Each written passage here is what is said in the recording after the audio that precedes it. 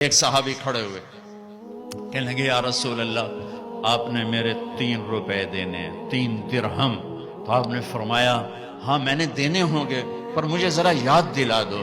تو وہ کہنے لگے آپ کے پاس ایک فقیر آیا تھا تو اس نے آپ سے مانگا, آپ کے پاس تھا نہیں تو آپ نے مجھے فرمایا تو دے دے تو میں بعد میں ادا کر دوں گا. یا رسول اللہ وہ 3 درہم آپ نے دینے ہیں. تو آپ نے فرمایا ہاں مجھے یاد آ گیا, میرے نبی کے گھر میں تو تیل نہیں تھا چراغ جلانے کو. جس رات کی صبح آپ دنیا سے گئے ہیں اس رات میرے نبی کے گھر میں تیل نہیں تھا ایک چھٹانگ. حضرت ام عائشہ پڑوسن سے تیل ادھار مانگ کر لائیں اور اس سے چراغ جلایا. تو آپ نے فضل بن عباس سے فرمایا کہ فضل میرے بھائی یہ میرا قرضہ تیرے ذمہ ہے. ان کا یا رسول اللہ میرے ذمہ ہے. پھر آپ تشریف لے گئے, نمازوں کے لیے آتے رہے. جمعرات عشاء کی نماز کے لیے یہاں تک آئے, سرانے سے غش کھا کے سرانے پر گر گئے. پھر اٹھ کے پوچھا عشاء ہو گئی؟ کہا جی انتظار ہو رہا ہے. پھر آپ اڑنے لگے, پھر چکر آیا, پھر سرانے پر سر رکھ دیا. پھر تھوڑی دیر کے بعد افاقہ ہوا, کیا نماز ہو گئی؟ کہ یا رسول اللہ انتظار ہے. پھر آپ اٹھے, پھر پوچھا نماز ہو گئی؟ کہ یا رسول اللہ انتظار ہو رہا ہے. تو آپ نے فرمایا مرو ابا بکر فلیصلی, ابو بکر سے کہو نا میری جگہ نماز پڑھائے. ابو بکر پیچھے کھڑے تھے, عمر پہلی صف میں تھے. صحابہ نے عمر کو آگے کر دیا کہ نمازی پڑھانی ہے. جب انہوں نے اللہ اکبر کہا اور اللہ کے نبی نے سنا تو آپ نے کمرے کے اندر سے اعلان فرمایا عمر کو پیچھے کرو, ابو بکر کو آگے کرو. میرے رب کا فرمان ہے میرے مصلی پر ابو بکر کے سوا اور کوئی کھڑا نہیں ہو سکتا. نماز کو روکا گیا, ابو بکر کو آگے کیا گیا. اور آپ نے عشاء جمعرات کی 5 نمازیں, ہفتہ اتوار جمعہ ہفتہ اتوار 5 نمازیں, یہ سو پیر کی 16.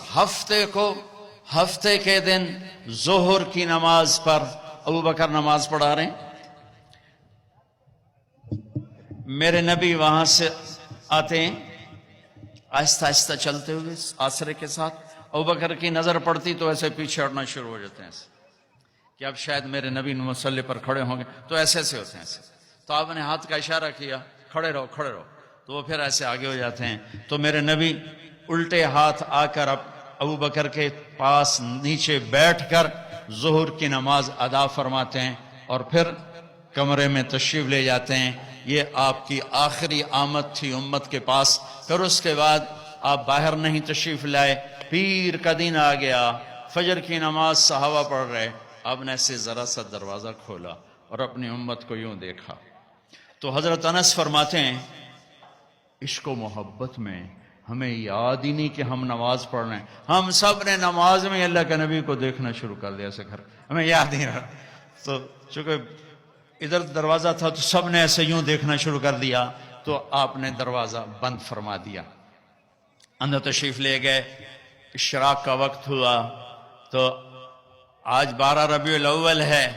آج واپسی شالا ٹر دے سجن کوئی نہ ویکھے, ڈھے پمدے نے کنگرے ہاں دے, اچیاں باہیں تے لمیاں ڈھائیں تے ہوندے وین کسے دے نہ دے. یہ میری زبان کی شاعری ہے, تمہیں سمجھ میں آئے نہ آئے. بات بڑی کی ہے خواجہ غلام فرید صاحب نے. تو آپ نے تمام ازواج کو بلایا, تمام بیگمات کو بلوایا, سب کو ملے, بات کچھ نہیں کی, ملاقات کی, رخصت فرما دی. پھر اپنی بیٹی فاطمہ کو بلوایا, ان کو پاس بٹھایا, ان کے کان میں کہا بیٹی آج میں جا رہا ہوں. تو وہ رونے لگی. تو آپ نے فرمایا ادھر کان قریب کرو. پھر قریب ہوئی, کرو نہیں, سب سے پہلے تو میرے پاس پہنچے گی. 6 ماہ کے بعد بیٹی بھی اپنے باپ کے پاس پہنچ گئی, صرف 24 سال کی عمر میں. 24 سال کی عمر میں. اس کے بعد علی کو بلایا, داماد